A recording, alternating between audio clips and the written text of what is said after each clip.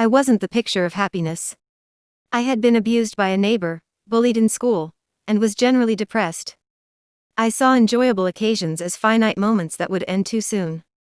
Drug abuse, mental illness and depression ran in the family, which left me predisposed to be preyed upon.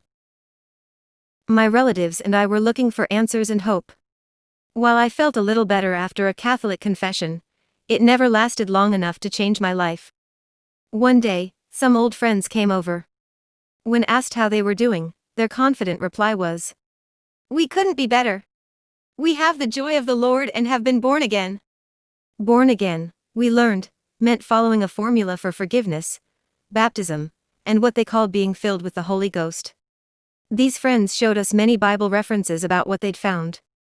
Weeks later, we sat in a church, dumbfounded, as we watched people shout unintelligible words, wave their limbs wildly and fall to the ground writhing.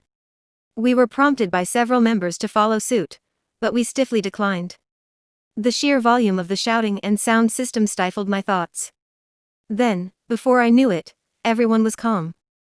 After service, we were surrounded by friendly smiles, eager handshakes, and what seemed like a genuine interest in our well-being. We reflected on being very uncomfortable, but thought, everyone was just so nice. A friend said, "That's the joy of the Lord. That's why the people here seem different.